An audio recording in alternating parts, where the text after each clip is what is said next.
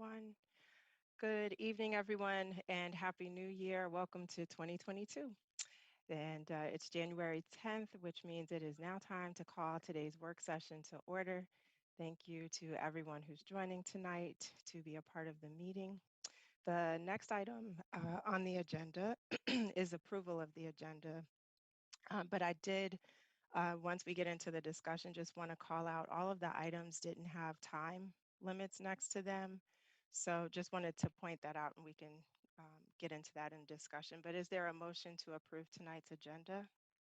So move. Moved by, was that Councilmember Route? Okay. Is there a second? Second.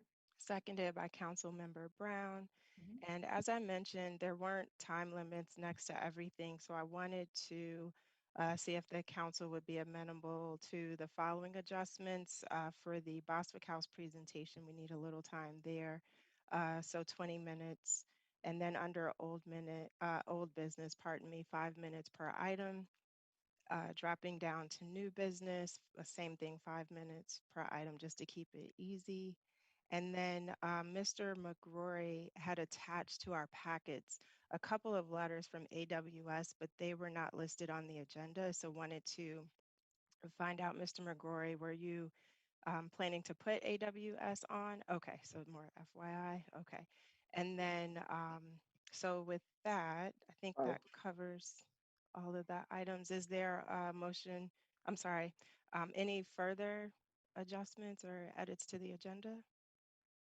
Hearing none, I'll call for the vote. All in favor, let it be known by the saying of aye. Aye. Aye. Any nays? The ayes have it. Thank you so much. The next item on the agenda for tonight is the approval of the work session minutes from December 13th. Is there a motion to approve? Motion to. I think that was Councilmember Brown. There was two speaking at one time, but the box was highlighted around her. Is there a second? Second. Seconded by Councilmember McBride. Any discussion or edits to the work session minutes? All right, hearing none, I'll call for the vote. All in favor, let it be known by the saying of aye. Aye. Aye. Any nays? The ayes have it. Thank you so much. The next item I'm very excited to move on to is under appearances. The Bostwick House is a huge asset in the community, and we'll have a brief presentation tonight from Allie O'Neill from the Neighborhood Design Center. But Mr. Parker, did you want to introduce Allie or let her introduce you? How do you want to handle that? I'll be glad to introduce Allie. Allie's with the Neighborhood Design Center. And Neighborhood Design Center, Allie will give you more details, a nonprofit that has been helping not only us with Bostwick, but they are, Allie and the Neighborhood Design Center has been a very valuable nonprofit partner to help a lot of community groups in the area of community development, design issues, landscaping issues, and so we're proud and very excited to have worked with Allie doing, looking at Bostwick and trying to figure out what the vision for Bostwick should be. So with that, I'll turn it over to Allie. And if I may, just so everyone understands who Mr. Parker is, he is the secretary for Amen Trust, who is a huge town partner and former chairman of the Maryland National Capital Park and Planning Commission, huge supporter of Prince George's County and Bladensburg in particular. So we have quite a titan on the line here. So Mr. Parker, thank you for being here, and over to you, Allie. Well, I just wanted to say thank you all. It's absolutely wonderful to be here with you this evening. I'm just going to run through a few slides. Was I successful in sharing my screen? Yes? Yeah. Okay, Yes. excellent. Right. Well, so as Mr. Parker said, the Neighborhood Design Center was brought in as a partner with the Amen Trust to really begin to understand how we could come together around a vision for the future of the Bostwick House and grounds. It is an absolute asset in town and has an opportunity to just really be leveraged as a gem for Bladensburg. And so just as Mr. Parker said, the Neighborhood Design Center, we are a nonprofit.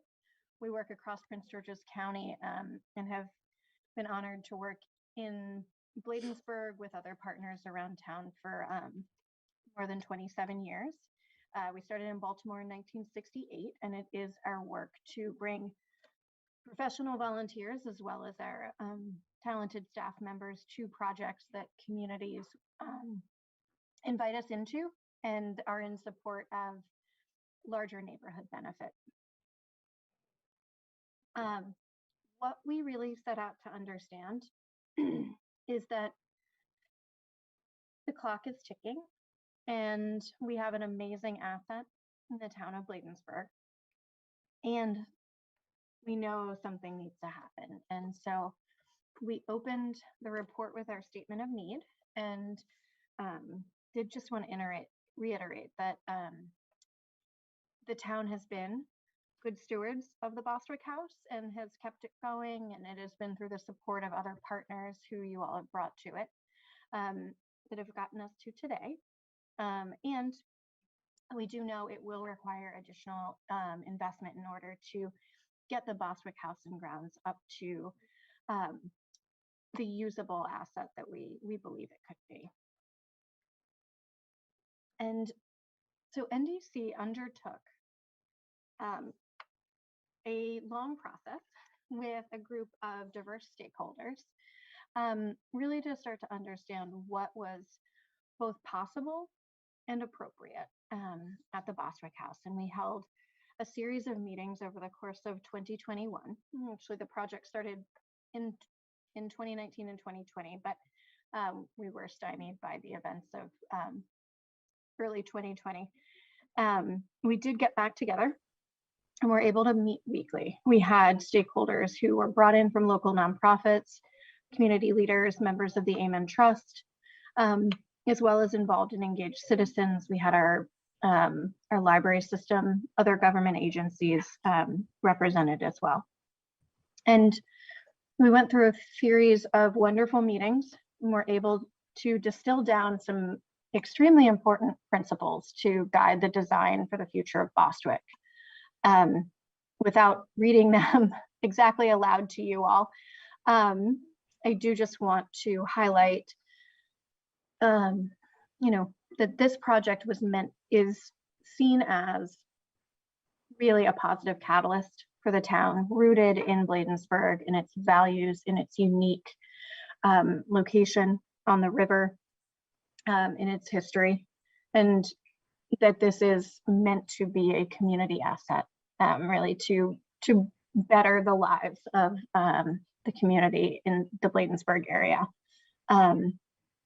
We know that there are significant histories here and that storytelling is going to be a way to engage residents of all ages and of all backgrounds, and to really bring them into stories that are so important locally and nationally. But I will say that the process did not take us where we wanted, where we thought we were going to go. We thought the finish line was going to be a vision, a series of options for what could happen next. And we did a lot of work. We reached really great points. You saw it outlined in the report. And what we know is it's going to take a little bit more to get us across that finish line. And with that, some takeaways and next steps. This steering committee we've engaged is made up of incredibly talented and committed individuals. And there's absolutely space for more as well. But what we believe is that this talented group who have verbally expressed interest in continuing will be most effective as they continue to work together in smaller working groups focused on fundraising, partnerships, other really important aspects of the project. Also, the architecture and engineering of the house itself and outbuildings. But that the working group and project-specific MOUs are a great way to continue to engage and honor the work done by this group. Additionally, we know how much, there's so much history, there's been so much work done by the town and by town staff over the course of years of ownership of Bostwick, and it's going to take a little bit more to get us to move the project forward, and a dedicated consultant who's able to really kind of manage and shepherd all of these many moving pieces would be an incredibly beneficial addition to the project team. And then we also believe that we still need to continue to focus the vision. And the vision's really going to drive almost everything else that follows. And so while things can start on different parts of the project, it feels as though this is a very important next step. NDC is happy to support in partnership of the town in continuing this visioning work, if that's appropriate. I wanted to be brief. I know you all have the report, and I'm happy to answer any questions that you might have.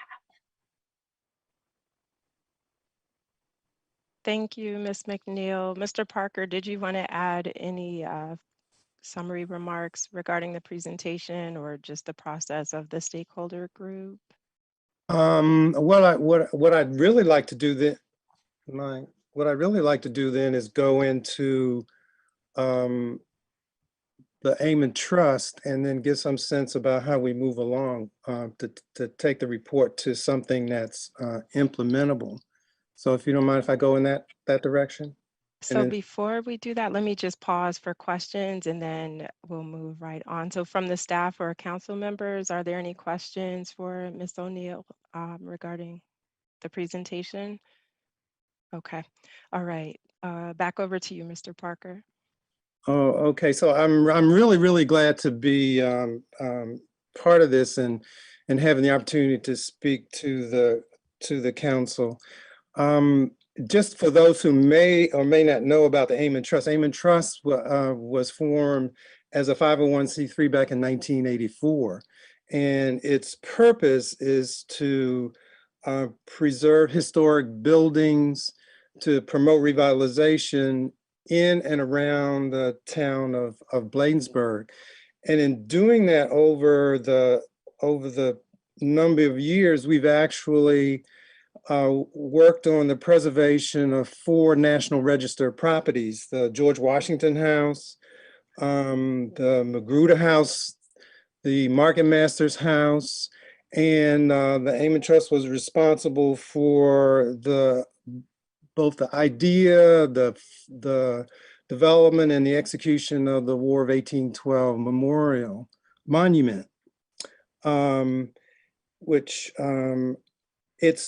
its objective is not only to save historic properties in this area and in the town of Bladensburg, but also to figure out a way to make them sustainable for the future. How do you create something that puts it into what's termed in historic preservation an adaptive reuse that allows for those buildings to be functioning, to find a way for revenues to come into those properties to maintain them for a longer period of time. So, for example, George Washington House, we restored that and then sold it to the Anacostia Watershed Society. The Market Master's House we owned and also bought a small piece of adjacent land, but that's now a private home that's being restored. All these historic structures have easements on them, so they are required to be maintained according to the standards of the State Maryland Historical Trust. It's we have always felt that the Bostwick House was really the prime jewel of the historic structures within the town of Bladensburg. But we also knew there were significant issues associated with that, and that had to do with how do you restore a building of that size and scale? What should it be used for? How does it benefit the entire Bladensburg community? But it also has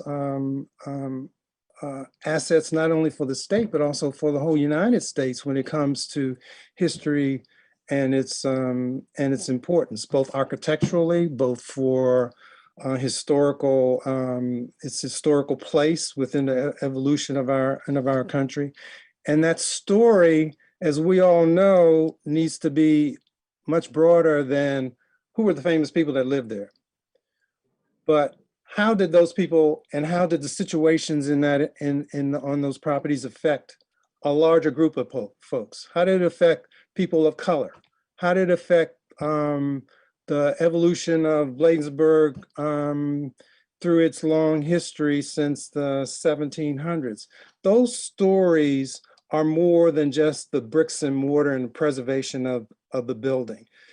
And it becomes important for us as we figure out what to do with Bostwick, that the entire community becomes the owner of that story, the owner, and feel like it is they have a stake in it also.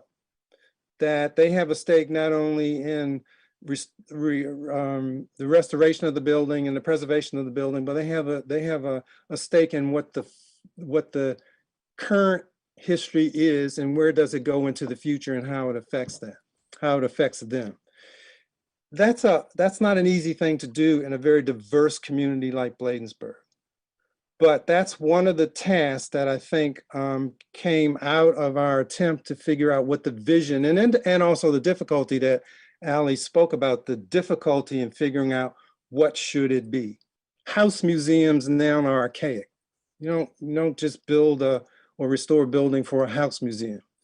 But there are deep stories in all these particular properties. The question is, how do you get there? Back in 2016, the Amen Trust went into a memorandum of understanding with the town of Bladensburg to try to organize a process to move Bostwick along. The town has done over the years a yeoman's job in trying to stabilize the building, to try to keep it at a certain level of deterioration. But it's very difficult because those smaller projects stabilize it, but it doesn't take it to where it really needs to go and really what it can be for the town. So during that MOU and creating that MOU, we wanted to create a process that we could work with the town, we could work with other stakeholders who are interested in Bostwick, and there are many. You know, you have the University of Maryland, which has been up there for a number of years. You have the Anacostia Watershed Society that uses the property. You have Prince George's Heritage. You have people around the state who are interested in the War of 1812 and all the environments around it. So there were a number of groups that have an interest, but there had to be a focus and there had to be a starting point. And the starting point was, how then do you start to restore the building to move it to a point where it can start to shine? And there's some particular tasks that need to happen. For example, you need to figure out what all the systems are, what's the condition of all the systems, what things in a historic building are required to be saved because of historic easements, what makes sense for the kind of infrastructure, the heating, the air, the bathrooms, all that kind of stuff needs to be figured out and to be worked on, but it needs to be worked on in the context of a very important historic building. The Amen Trust wanted to help the town move that along. And since 2016, we have helped the town with other groups to raise about almost $250,000, both from private donations, from the county, from the state. The town has put in additional money. Amen has put in some money to move this along, but it became kind of obvious that smaller projects were not going to move the needle to where we want it to be. We really had to grab hold of Boswick and really say, this is going to take millions of dollars. This is, and the investment of millions of dollars is not just to save the bricks and mortar. The investment of millions of dollars in Boswick is for the town and the community of Bladensburg, and embracing what that history means, and then how do you use that history to take the town to where it wants to be in the future. It's not the past, it's moving towards the future. So in all honesty, we've spent a fair amount of money and a number of years on these small projects. And we have to now take some big steps forward and some serious investment to move the Boswick along. So and one of the things that came out of our stakeholder meeting is that the basic structure, the beginning of the restoration of Boswick, is one of the first steps that you have to take. And no matter what it's going to be, you've got to deal with those critical structures within that building. You've got to hire the experts to figure out what's there, what's not there, what has to be improved, what's the steps for doing that. You've got a ton of government regulations that are and eyes that look at how you restore a historic building. All that has to be taken into account. But most of all, you've got to have a laser beam on getting it done. I think over the life of that the town has had it, that you've done a lot, but it's kind of a hit and miss. As the problem comes up, you solve the problem, but that's not getting us, the town, and all those who really want to engage in this, to a point where Boswick is that shining light on the hill. And the other issues that I mentioned are just as important. They have to go along with this at the same time. There's a lot of money to be raised. That's going to take a pointed effort. There's got to be some community engagement in determining what that real vision is going to be. People have to have and need to have ownership in that building.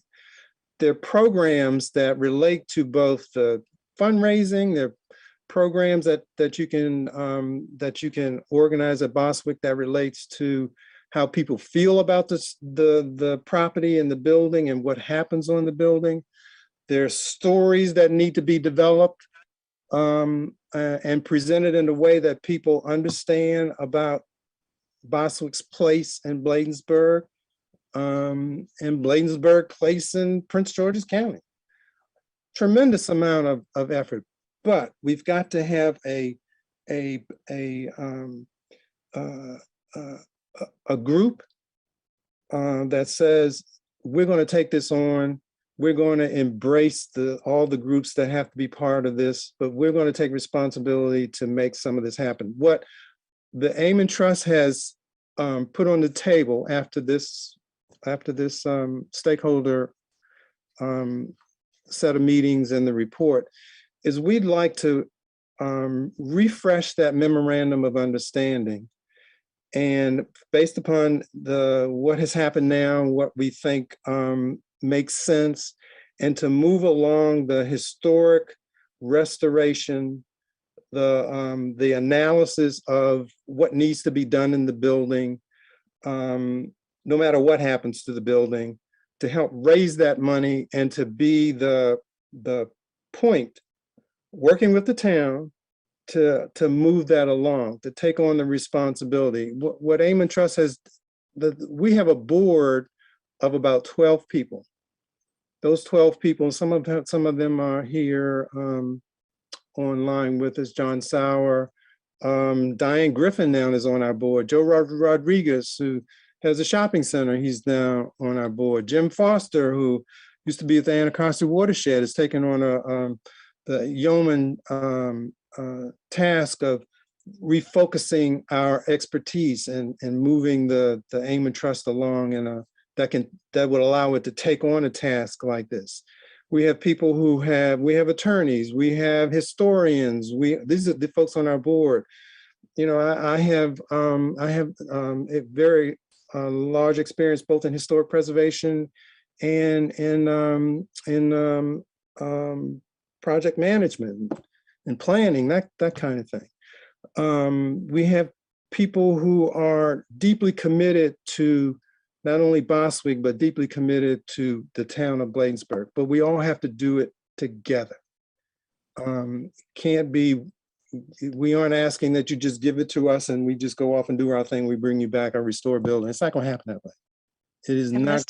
Mr. Parker, sorry to interrupt you, but I do want to just bring the council in to give them an opportunity to ask any questions because our time is fleeting. That's okay. I know you're passionate about it. We love the Bostwick House, and we could go on and on. Councilmember Brown wanted to get your question, please. Yes, thank you. Thank you. Hi, Mr. Samuel. Can you hear me? Yes. Yeah, thanks a lot. That was some good information and bringing us up to what has been done. I've been living in Bladensburg for over 25 years, and the Bostwick House. I mean, we seem to keep talking about the same thing, and we know what needs to be done, and there have been, as you said, some improvements in little buckets, here and there. And so and we definitely appreciate the collaboration with Amen Trust as well. But in moving the needle forward, it's like, okay, we know what needs to be done. So what is that level of effort that's going to take to say, hey, here's some of the first steps, some of the priorities. As you were talking about the structure, the foundation, those types of things to even get it in a condition where people can even step through the front door. Because I remember one time, it was a long time ago, maybe 2012. And so there was a meeting there with one of the organizations inside the building, and it was, like thinking about it being stable and those types of things. So I don't want to be too lengthy, but is it something where it's like, okay, well, prioritize and say, this is what needs to be done. Here is the big picture. We need $5 million, $2 million, whatever that is for this restorative project, as they have theirs in Riverdale, Oxon Hill Manor, and so forth. So yeah, I'm thinking, just looking at that and say, hey, this is, if we can come up with that number, if it's 1.5 million, 2 million, and we have that goal to say this will at least get us in the door, structural, and those types of things. I'm just saying, how do we move the needle? How do we get past where we're just, kind of, I don't know, stuck? Surprisingly, we have a lot of information, but it doesn't necessarily mean the right information to move along. For example, we don't have the right information to say what should be fixed in that house first, and what's the level of. And I get that, not to cut you off, but I get that. But how do we get that information? So how, the next steps to get it? Because we know what we don't have. Let me just jump in, because we are running long on this. And, if we need to have a part 2, I think for next month's work session, happy to invite you all back just for the sake of time. But I think what I heard from Mr. Parker is to kick things off so that we don't have no movement, is to consider moving forward with renewing our MOU with Amen Trust, because they are a trusted partner. This would be their 4th historical project with the town of Bladensburg, and they have the expertise in those areas that were outlined: fundraising, preservation, and the rest. And so, and I think we don't want to have this just sitting. And so that to me is a first step, because frankly, internally, we don't have a staff person who's a historical preservation expert who can do this. So we need help. We need a partner, and we don't want to throw this on staff members who are already being stretched. So with that in mind, and you all jump in and tell me if I'm wrong, I think where things landed is for us to begin looking at the MOU as a council and as staff to determine if this suits the services, the help, the expertise that we think we need from Amen Trust to move forward. And so between now and the February meeting, if we could do some back and forth with really fine tuning this to make this agreement appropriate for where we're trying to go. I think that is our first next step. And so I just want to, put that out there so we know we have clear direction how to keep moving this forward, so that it doesn't sit and it's 8 years later and we're still trying to, go back to square one. So I want to just changing my screen boxes here, but just that my question is directed to the council members. If you all feel that that's appropriate action, and as the last comment, I'll let Councilmember Rout go, and we'll move on. Councilmember Rout.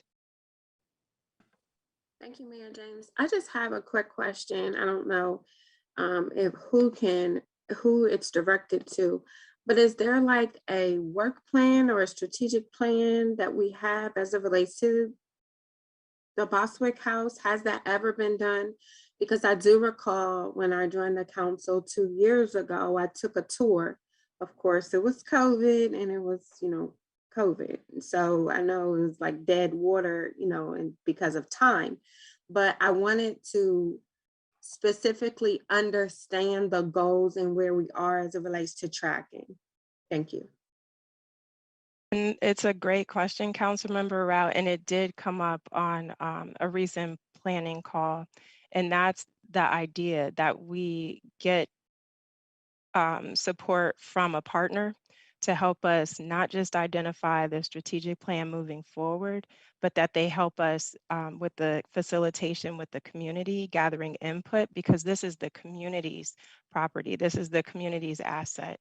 And so we need a partner because, again, we can't expect our staff to drive this forward, but we need the right partner who can help with the visioning, the strategy, the community engagement. And so this is really the first step in helping us get there, because I could be wrong, but I haven't seen a strategic plan for it. And these are the kinds of things we want to lay out the vision with not just the council, but our community members. So that's why I'm asking if you all are amenable to just saying, let's start with the MOU to formalize our working relations so we can begin moving down the path and moving this forward, because it is a legislative priority.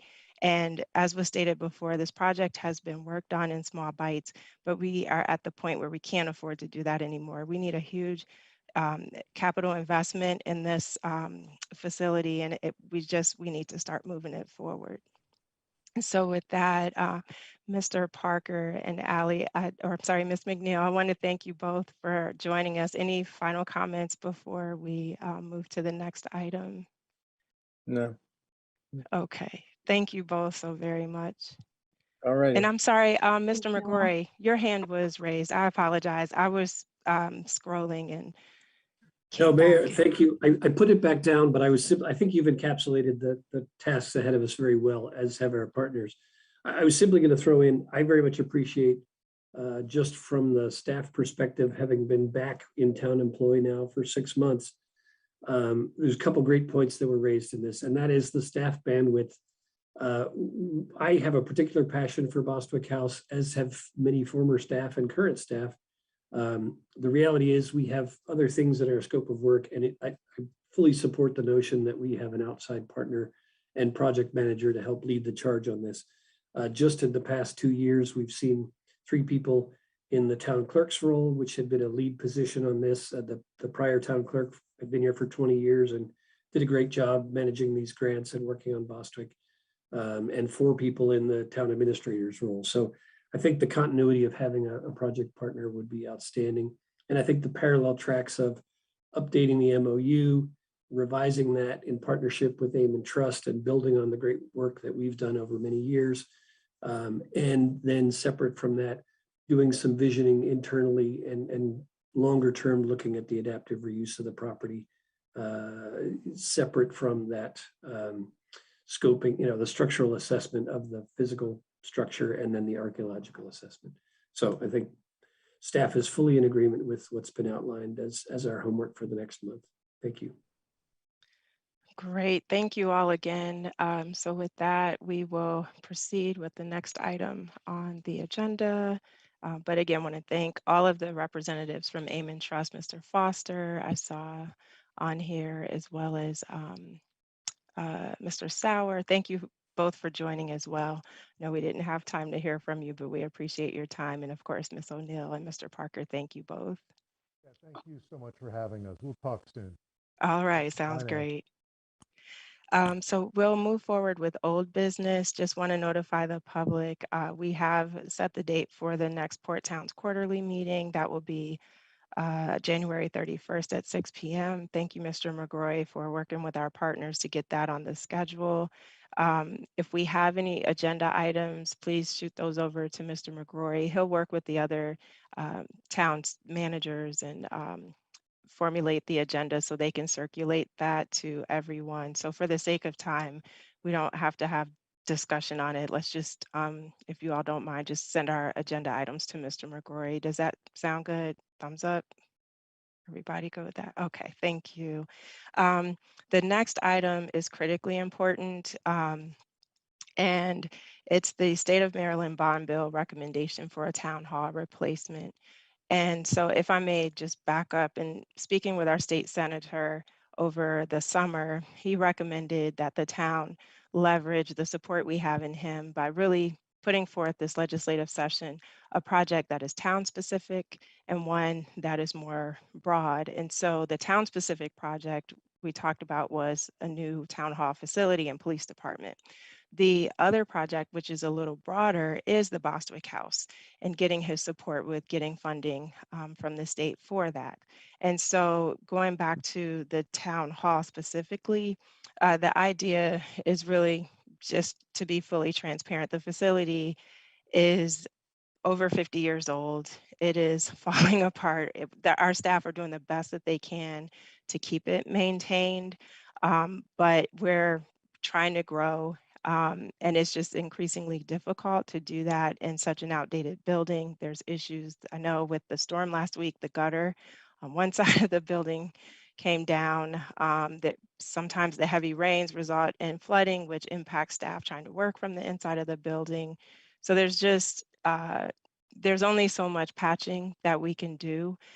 So before I turn it over to the council for questions, Mr. McGrory, did you want to add any further commentary about the bond bill recommendation or process? And then I want to open it up to the council for questions and comments. Thank you, Mayor. Just very briefly, and this is sort of building on what was discussed in your packets at last month's meeting, was extensive documentation about the bond bill process and the submittal process. So really, this was just building on that to say the deadline is approaching. The sooner the better for submitting this. If the town is to submit a bond bill this year, we want the encouragement, support of the council, but in whatever form, to move forward with this priority, which is clearly the staff's big priority for the replacement or reconstruction of the town hall. So the reason to put it on the agenda was, again, building on that presentation last month from Mr. Perez, that we'd like to start working on this. And this really puts the staff at a sprint to get harder numbers together and to make a credible effort on doing a bond bill submittal. We do have some internal experience and the support of Mr. Perez, as well as from the legislature on this. So I think we have a decent prospect. We don't have, we're not super far along at all with architectural renderings or anything of what might come forward. But I think you've got to start somewhere. And so with putting this gun to our head, we're hopeful to move this forward as briskly as possible this legislative session. Thank you. Thank you, Mr. McGrory, but I don't thank you for the gun to the head analogy. That's pretty graphic, but we get it. Sprinting, shall we say. Council Member Rout, want to bring you in. Over to you, please. Thank you, Mayor James. So my question is, so even though I missed last meeting, I was able to look at the recording, so I'm brought up to speed. What is needed from the council? I'm not too clear. Is it a number that we're willing to commit to get the bond bill started? Is it an architect to work with us on determining best spaces, design-wise, what we are envisioning. I know Mayor James and I collaborated on a letter.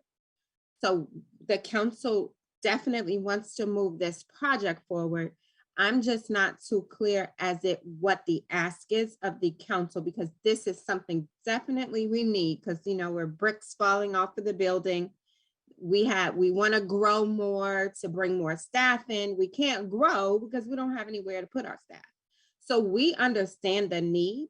We get it, but I just don't understand what the ask is. Thank you. And so really the ask is to get agreement from the council for moving forward with a bond bill. Previously, we approved our legislative priorities, and this is clearly on there. So the council just needs to determine if we want to proceed with this method to get funding for the bond bill. And this would be separate from the governor's capital budget request that we submitted the letter for. So the one question I have, Mr. McGrory, though, is because the process, let me stop and go back to your question also, Councilmember Rout, what is needed in terms of the process? So the first thing would be is we need to get with our bond bill sponsor, which in this case would be Senator Augustine's office, to request that they submit the form. They opened up the portal December 1st. And so we have some weeks that we can submit this by. I'm trying to see. Yeah, so we have to get that in within, it has to be introduced by the 27th day in the Senate and by the 31st day in the House. And bear in mind, the legislative session is getting ready to start up on the 14th, I believe it is. Councilmember, the 12th. Okay, so Wednesday. So the clock will start ticking at that point. So I want to just lip reading for that. Yep. Thank you. So I'm thinking, because it is a legislative, but also financial, do we need to add this under financial business for the council meeting, Mr. McGrory? So, yeah, Mayor, I would say a couple things. One, it's on the agenda to just sort of reiterate the process staff intends to pursue. The council can certainly validate that with a vote in whatever form that takes. But the main reason to put this on the agenda was to avoid the prospect of a bond bill being submitted by our senator based on the work staff is doing that one or more council members may be aware of from prior conversations, but that the whole council and the public is not aware of. And then there's an aha moment when you see the bills filed and see the number on the legislative calendar and say, what the heck, I didn't know about this. So really, the conversation and the mandate from the council, I believe, is clear.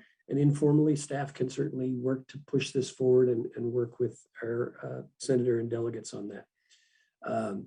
But were the council to say, yes, let's all vote in the affirmative to move forward with the bond bill, that would be perfectly fine to add that into the mix. But I think we're all aware of the task ahead of us, and we just wanted to, and it gives us some cover to devote a significant amount of staff time, which this will entail in the back and forth with the legislature, just to get the bill submitted and do the some of the scoping work. So definitely we'll call for the vote. Thank you for that, Mr. McGrory. So we'll definitely call for the vote in the council meeting just to have it on the record and show consistency with the legislative priorities and all the work that's been done so far. Just want to flag for you, though, one important piece that we'll need staff to start working on, because time goes so quickly, is the fact sheet submission. So instead of written testimony, we're advised to submit a fact sheet about the project. And so just to start thinking about the content of that and how to really build it out with the case for why this is so greatly needed is important. Councilmember Brown, I see your hand. And just real quick, Mr. Tony Perez, he is working with us on this as well continuously. Is that correct? As a lobbyist? That is correct. Yes. We did engage Mr. Perez on a temporary basis to sort of get us out of the blocks on prioritizing some of these legislative matters. We haven't turned those discussions to a longer term engagement with him, but he is aware, the purpose of that was to get us started in the legislative session, and we do intend to continue that work. So yeah, because yes, he's presentation on the bond bill in terms of helping us to, well, to make sure that we're meeting the deadline and meeting what they need, what our senators and delegates need at, during this session, because session starts on the 12th. So just want to make sure that she's, I guess, continuously engaged on helping us to at least meet the deadlines for our submissions and everything, so that we don't miss that window of opportunity. Yeah, absolutely. absolutely. Thank you, Councilmember Brown, for that. Any other comments or questions on the bond bill process? Councilmember Rout? Yes, so piggybacking off of Councilmember Brown, would this be eligible to be covered under ARPA? For the consultant fee, I'm sorry, for the consultant, can the consultant be covered under ARPA? Because it is a capital outlay and it's a consultant, just a question, or it's something, maybe it's a rhetorical question, because we may have to do some investigative work to see, but I do think that it is an allowable cost because I'm familiar with the Federal Register. So just wanted to throw it out there. Yeah, thank you for mentioning that, Councilmember Rout. Mr. McGray, do you mind researching that and coming back to let us know if you don't have a response right now? I'm not sure if you know or not. No, I don't have a definitive answer off the top of my head, but I would guess, it's a matter of there's 7 buckets eligible for ARPA funding, and it's a matter of trying to identify specific costs that are eligible for one of those 7 buckets. So yes, we'd be happy to look into that. Yeah, thank you, Councilmember Rout. And of course, you have an expert here. If you have any questions, I'm sure Councilmember Rout wouldn't mind, helping to share the information that she has as well. Great, thank you all for that. The next item on the agenda is the Black History Month planning and preparations. Mr. Tarnovich or Councilmember Brown, you want to take that or you want me to? Okay. Sure. Yeah, Mayor, I can kick it off with a general overview, and then if yourself or Councilmember Brown want to add some details, that could work. I know we've had 2 meetings so far. In our most recent meeting that we had, we are leaning more towards going towards a virtual program.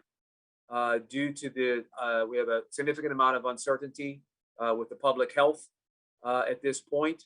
So it's kind of tough to go through with planning something on a significant level for in-person, not knowing what's going to happen, especially with the state of emergency for the next 30 days. So it's issued by the governor, and we're really not sure what February is gonna bring for us.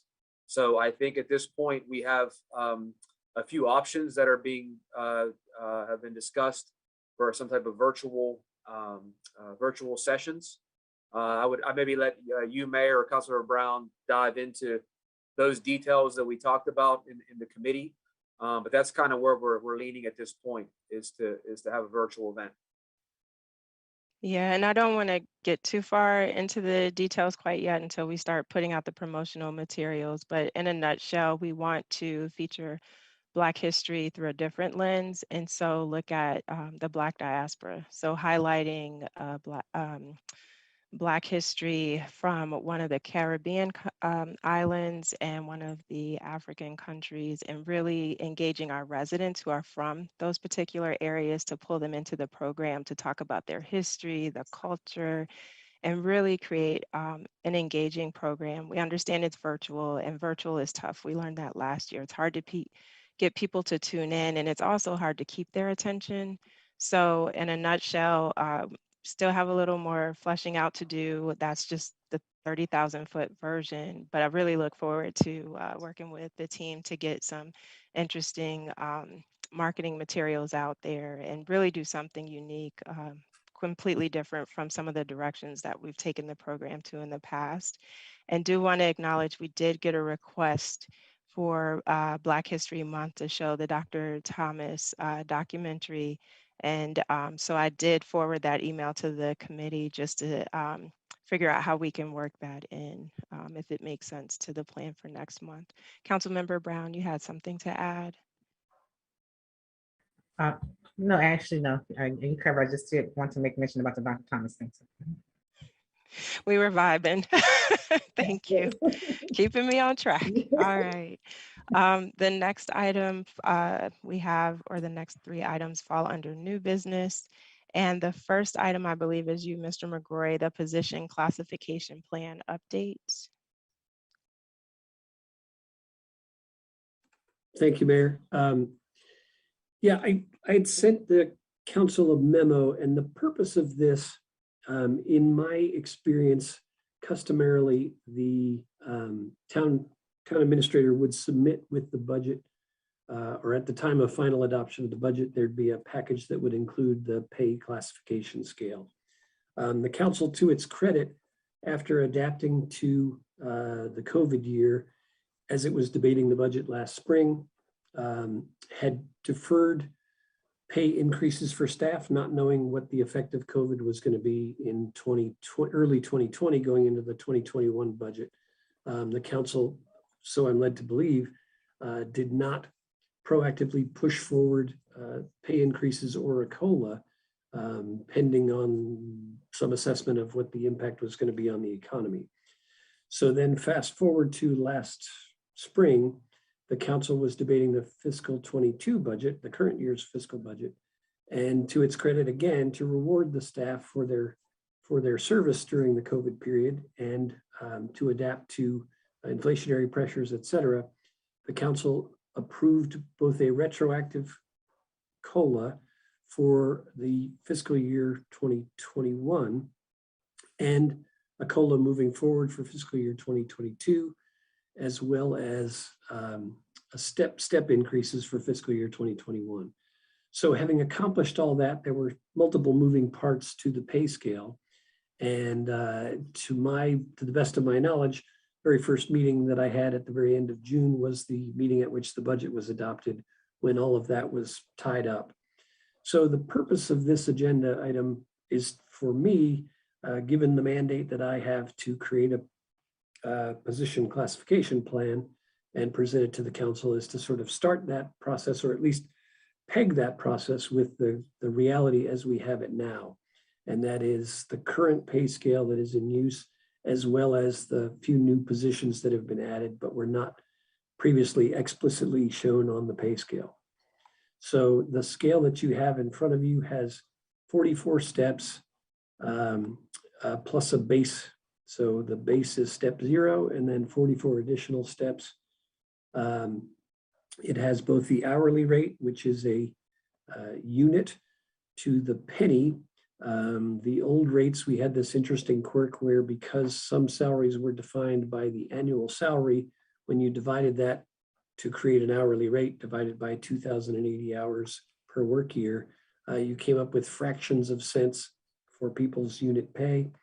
And so this pushes the pay system the other direction, where you have a defined hourly rate in dollars and cents, and then that multiplies up to the annual rate. And then it shows all the positions currently staffed and to be recruited. So the new additions, the captain position in the last budget was discussed to be converted to a major. In both instances, that was the deputy chief of police, but that will now appear as a major, which is intended to help with recruiting for that position as a rank and to show its relative standing among peer institutions. The other position is the American Rescue Plan Grant Manager position, which, based on the position description that was approved, puts it in the same line or track as the sergeant position. So there wasn't a need to create a whole additional column for that. And then finally, the Director of Public Works position was approved and funded, but that did not appear explicitly on the pay scale. So the ask in the regular council meeting is for the council to approve this scale so that we can then move forward with building it out, and that becomes the basis. And you'll note in the upper left corner, of both. There's the little number 1.000, and that is a placeholder where in the underlying spreadsheet, the council could apply a COLA and see the implications of that COLA spreading throughout the pay scale. So every pay position would be triggered. If you put in 1.0023, you would have a 2.3% COLA applied to the entire scale. So it makes it very easy to nest and modify this scale. Also, for certain positions, we have a good faith belief, as was done several years ago. Some of the public works positions were upgraded. They were believed to be, and I have every reason to believe this was true. The council certainly voted to approve it, but my predecessor had recommended that enhancements be made to the public works pay, and the council approved those. So that scale was shifted up relative to keep up with its peers in other jurisdictions, comparable size and geographically located. So that's a basic overview.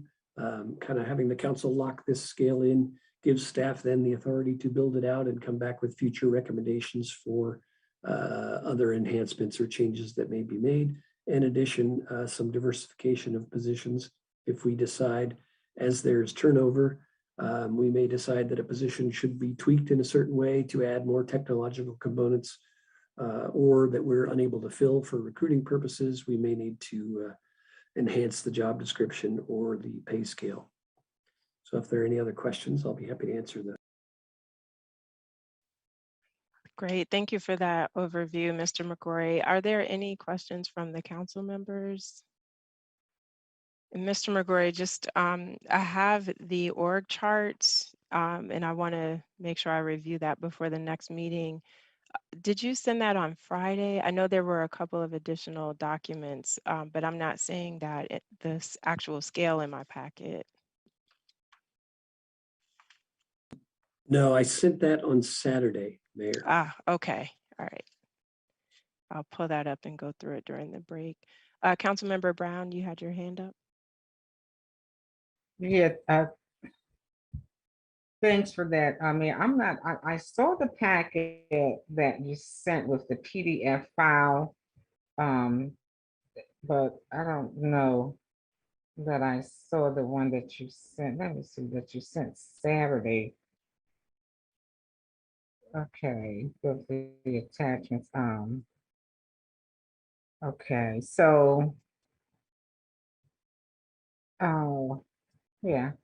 I'm sorry, I was just trying to find it. So you may have to, I don't know, resend to us again. Let's see, one other thing. I'll Yeah. just hit forward on here to make sure it's at the top of everyone's inbox. I did find it from Saturday. Give me one moment. And Good, I did the same, Mayor. I just hit send and it's okay. out of my Yeah. inbox. So Okay. Yeah, people should so have it I now. do that. I do have it now at the top of Okay. it. Thank you. Mhm. Perfect. So yeah, we'll try to allocate enough time for everyone to be able to review this before going into the next meeting. Did you have another question, No, Councilmember? that's Okay. All right. Thank you. Any questions from the rest of the team? Okay. Thank you. So we'll move on to the next item on the agenda, which is the If I Were Mayor contest, which is sponsored by the Maryland Mayors Association. It's one of their signature programs they do each year to educate elementary school students about local government. So it's really just a heads up that we've received the initial letter from MML letting us know the program is happening again.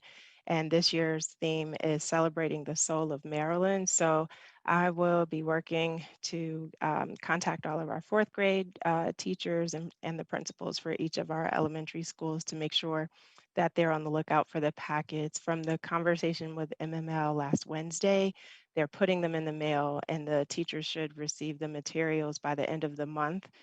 The only complication is COVID, because if things don't improve and they're not back in the building, I'll have to be a little more creative with getting the information to the teachers. But I'm looking forward to talking with the students about the importance of local government and helping them to understand the critical need for them to be our future leaders on councils and in the Senate and anywhere else they so choose.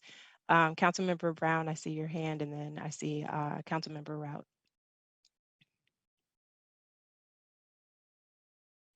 All right, thank you. It was a carryover.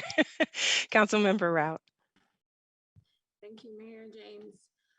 So I had an idea because I know that we have relationships with our fourth grade elementary students through the in-town elementary schools to include Rogers Heights. But we also have fourth graders that live in our community that don't attend these schools, but attend Prince George's County Public Schools. So I wanted to ask if you would be amenable just to record your conversation or something and then make it available on our social media outlets and invite if possible, the other fourth graders that live in our community to this, or would it only be open to the elementary schools that are involved in our community? That's a great question. So typically it's for the schools in your municipality. So the way that it works is, let's say a student from Robert Goddard, it's a French immersion school. So if we have a student who attends their elementary school, that would fall under the Greenbelt umbrella. The mayor will be reaching out to them of Greenbelt, and if they win, they would be recognized by the Greenbelt Town Council and so forth. So I can also just circle back to MML to ask in situations like that, how they have dealt with it in the past. But just off the top of my head, I think it would fall within where the school is located, because what happens with us is, for example, with Bladensburg Elementary, if students are selected as winners from there, they may not live in Bladensburg, they may live in Riverdale or Cottage City or Edmonston, but they're still attending a Bladensburg school, and so they're recognized as such. But it's a great question. And then, so I mean, happy to record, but just because I know those other local officials will be hitting those schools, I don't want to duplicate effort or feel like I'm infringing on their turf. But happy to just talk through that with MML to see how they've dealt with it in the past and how we can do something creative. So thank you for that idea. Any other comments or questions? Okay. Mayor, can I just wanted yes, to, Mr. I McGrory. think Templeton, Rogers Heights, Bladensburg, and Port Towns, right? We got 4 schools within the corporate limits. Correct. Well, So, and yeah. Templeton is kind of on the border. We just love them, so we count them, but technically they're right outside of the town. So if you're going true to form, it's Port Towns, Rogers Heights, and Bladensburg Elementary. Okay. Which right there, that's like 3,000 or 4,000 kids total, but not necessarily fourth graders, but I'm just saying it's a good pocket of school population. Great, thank you.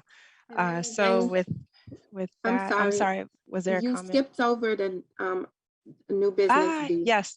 So I see her on the line. I asked Marian Dombrowski to join us. Marian is an avid rower and part of the Washington Rowing School, which is under the umbrella of our awesome resident, Cindy, who lives right in Ward 1. And Marian is also an advocate for the river and is instrumental in the Friends of Quincy Run.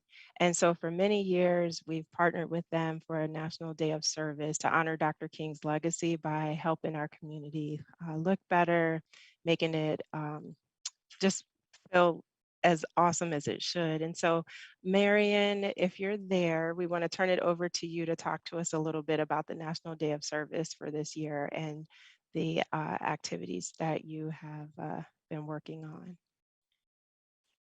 Thanks a lot, Mayor James, and hello, everybody. I'm really glad that Marian, there you go. I was going to say, bring the camera down. Yeah, I'm not very good at this one day. We want to see your pretty face. Okay. Yes, so as Mayor James said, for quite a few years, we have partnered on a day of service. This year, the Martin Luther King Day is Monday, the 17th, we're planning to do an event meeting at the Bladensburg Waterfront Park and specifically at Quincy Point. I don't know if all of you know where Quincy Run is, but it's one of the two major tributaries that of the Anacostia that go through Bladensburg. And I know Council Member Brown certainly knows it because she lives across the street and she's been to many, many of our events. So good to see you. So we'll be meeting at Quincy Point, as I said, and it sounds like we may have a really big group. So we may end up working at 2 sites. But tomorrow I'm meeting with Jorge from Anacostia Watershed Society. He's showing us where all their new plants their new trees are planted. Mayor James will remember this task from our day of service when it was 10 degrees and we all headed for the wetlands adjacent to the Anacostia and took care of the trees. Anacostia Watershed Society has planted about 400 trees near the waterfront park, and young trees do need to be taken care of. So it's a great thing to do in the winter. And we have a lot of volunteers that are experienced in doing this. We may also do some work at the footbridge, the 52nd Avenue footbridge, where we've done quite a few projects. We hope everybody will be able to come, and there's a job for everybody, even if you don't think you're really tough and woodsy. We have a place for everyone. The students from Gallaudet are going to be, some of the students will be joining us this year too. And we have several members that are ASL literate. I am not a Spanish speaker, and I'm trying to locate some of our members who are, so that we can include as much of the community as possible. Anyway, registration is from the Friends of Quincy Run website. I'm making a poster. Mayor James, I just sent you one version and I have another version if you want to take a look and see what you think. But there's quite a bit of information on our website already. I'll be populating that with more information, and I hope you all will be able to join us. Mayor James, have I forgotten anything that you can? That was perfect, Mary, and thank you so much. And so I'll be shooting this out to the high schools and try to get more volunteers from there.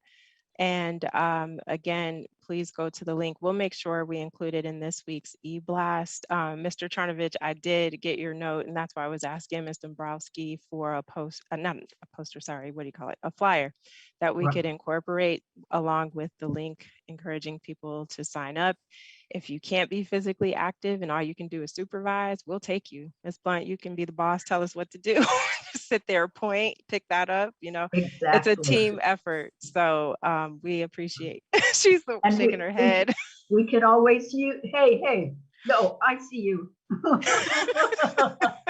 You can take pictures. I'll bring you something really warm to wear. There you go. But yeah. Thank you for keeping that at the forefront each year and really spearheading that for the beautification. As you know, everything in the tributaries ends up in the Anacostia River. So as much as we can clean and prevent from getting in there is important, but then also taking care of the trees along the waterfront park is also critically important. So we appreciate everything that you do to help the community. Of course. Yeah, it's really great. I love Bladensburg. I'm just out. Anyway, I'll put our link in the chat box too. Thank you so much. Perfect. Okay, thank you. Yeah, and Councilmember Brown, did you have a comment? I would say she loves Bladensburg. Thank her so very much. Yeah. Excellent. Well, thank you for joining us, Ms. Dombrowski. Looking at the agenda, make sure I didn't miss anything. So it looks like we've come to the end. Is there a motion to adjourn tonight's work session? So move. Moved by Councilmember Rout. Is there a second? Second. Seconded by Councilmember Brown. Any discussion? Hearing none, I'll call for the vote. All in favor, let it be known by the saying of aye. Aye. Aye. Any nays? The ayes have it. Thank you so much, everyone. We're adjourned. Thanks. Bye-bye. Good night.